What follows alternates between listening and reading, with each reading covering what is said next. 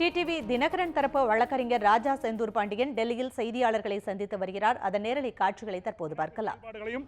கட்சி, ஜாதி, மத, இன, மொழி அப்படிங்கிற விஷயத்துக்கு அப்பாற்பட்டு மதசார்பற்ற வகையிலே ஒரு கட்சியாக நாங்கள் செயல்படுவோங்கிறது தான் அடிப்படை கொள்கையாக இருக்கிறது. அதுதான் அடிப்படை கொள்கை.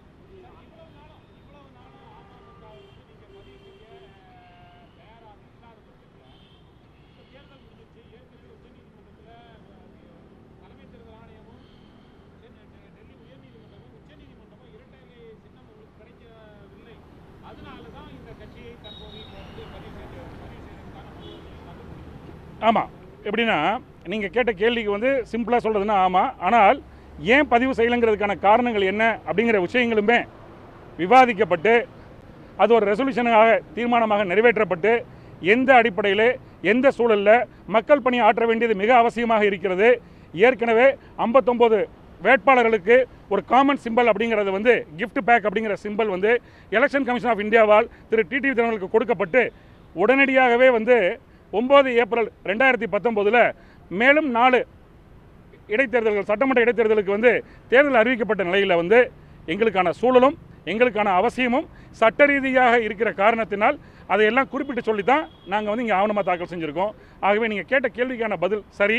ஆனாலும் சரி, இவங்களை பொறுத்த வரைக்கும் எந்த சூழலில் எந்த நிலைப்பாடாக எடுக்கப்பட்டிருக்கிறது அப்படிங்கிற விஷயத்தை பதிவு செஞ்சு கொடுத்துருக்கோம். இப்போ இதை ரெஜிஸ்டர் பண்ணுறதுக்கு இப்போ குறைந்தபட்சம் எவ்வளோ காலம் ஆகும் தேர்தல் ஆணையத்தை பொறுத்தவரையில்? அந்த அப்ளிகேஷன்லேயே அவங்க என்ன சொல்கிறாங்கன்னா 2 மாத காலத்திற்கு உள்ளாக உங்களை நாங்கள் கூப்பிடுவோம், எங்களுக்கு என்ன தேவைகள் இருக்கிறதோ அப்படிங்கிறத கொடுத்துருக்காங்க. எங்களை பொறுத்த வரைக்கும் நாங்கள் எல்லா ஆவணங்களும் சரியாக கொடுத்துருக்குறோம். அதனால் மிக விரைவில் இது நடைபெற்று நான் நம்புகிறேன்.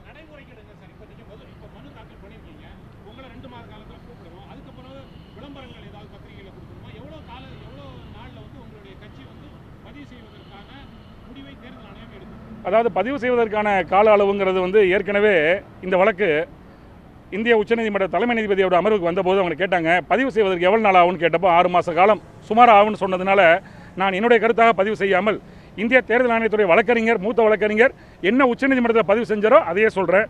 பேப்பரில் கொடுக்குற அந்த பப்ளிக் நோட்டீஸுங்கிறது கிளியர் 30 டேஸ், முழுமையான பூர்த்தி பெற்ற 30 நாட்கள் சொல்கிற காரணத்தினால கிட்டத்தட்ட அந்த கால அளவு வந்துவிடும்.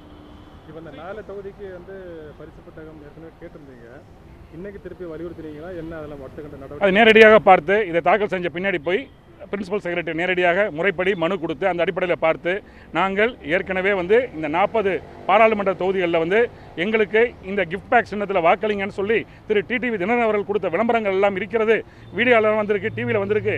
இந்த தருவாயில் இந்த சின்னம் வேறு யாருக்காவது கொடுக்கப்பட்டால் அது எங்களுக்காக ஏற்படக்கூடிய ஒரு பிரச்சனையாக இருக்குன்ற ப்ராக்டிக்கல் டிஃபிகல்ட்டியை சொல்லி இன்னைக்கு கேட்டிருக்கோம். இன்னைக்கு அதுலேயும் முடிவெடுக்கிறேன்னு சொல்லியிருக்காங்க. இன்னைக்கு நாளைக்கு முடிவெடுத்துருவாங்க.